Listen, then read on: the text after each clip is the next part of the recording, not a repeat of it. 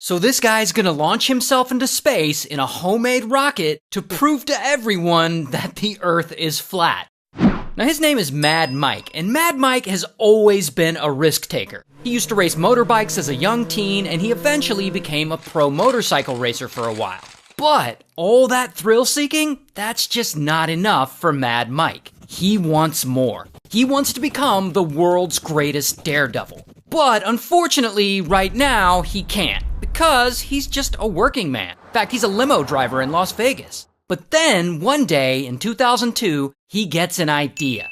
Why not break a world record? And he decides to take his limousine that he uses for work and drive it up a ramp and jump it as far as it will go and basically create a world record for how far he can jump a limo. And he does. At the local speedway, he sets it all up and he jumps his limousine a whole ass 103 feet and he sets a Guinness World Record.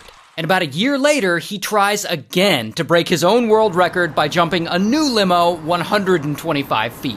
This time, though, unfortunately, the limo crashes to the ground early and poor Mad Mike gets no world record this time. But that doesn't matter to him. He still holds his original record. So basically, he got what he wanted, and people now know him as a daredevil, and he's happy with that. Until... Here's the thing about Mad Mike.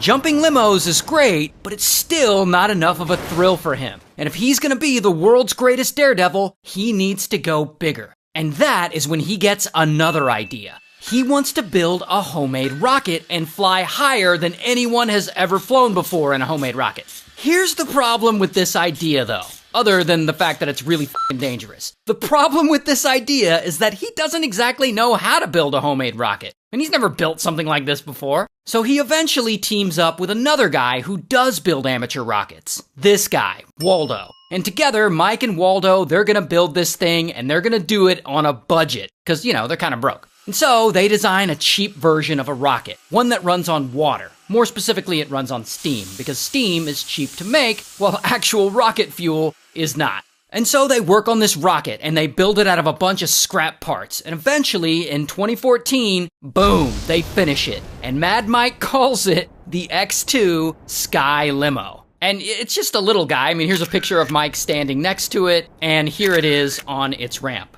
And so now, it's finally time to launch it. And one day, on some land out in Arizona, they actually do. Mad Mike, he gets all ready, and he gets in it, and they count down, and boom, it takes off. And this homemade rocket flies around 1,370 feet before Mike pulls his parachutes to end the flight. And then one of the parachutes doesn't end up opening, and then pow, the rocket falls and lands pretty hard, and Mad Mike ends up getting injured. And for the next 2 weeks, he has to move around with a walker. But, you know, he eventually recovers. Regardless, he got what he wanted. He successfully launched himself in a homemade rocket, and he's content now.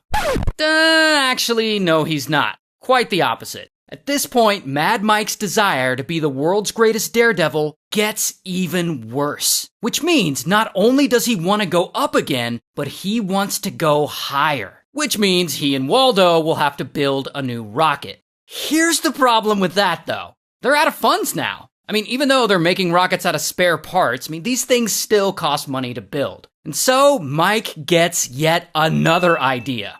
Why not launch a fundraiser? And so he does. He makes a Kickstarter to raise money, like, I'm gonna launch myself over 2,000 feet in the air in a homemade rocket. Please donate. But unfortunately, of the $150,000 he was hoping to raise, he only raises a whopping $310. So that failed. But old Mike, he's never out of ideas, and he certainly isn't going to give up now. So then he decides to do something kind of brilliant. He starts pandering to flat earthers, saying that he's one of them. And he really plays into this bit. He starts talking about it publicly. I believe the world is a different shape than what we were taught in those programming centers, which is called public school system. And so he starts telling the flat earth community all this stuff, that he wants to launch a homemade rocket into space, or nearly into space, so that once he's up there, he can observe and take pictures and see that the earth is not a sphere, but that it's actually flat, and this will prove that the flat earthers have been right about the shape of the world this whole time. And because he's going to do that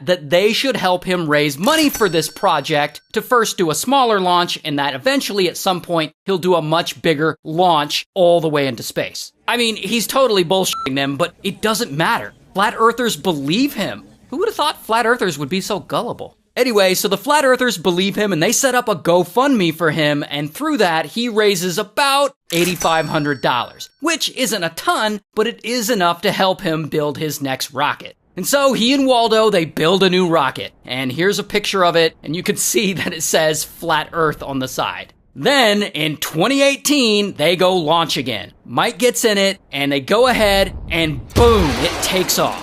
And this launch is also successful, and you can see it reaches 1,875 feet, and you can see the little parachutes coming out, and he eventually gets to the ground safely. Now, just to be clear, this launch wasn't supposed to reach space. This was supposed to be a smaller launch first to raise awareness for a much bigger space launch later. But whatever, Mike fleeced the Flat Earth community, and he beat his previous launch height by 500 feet, and that's pretty damn good.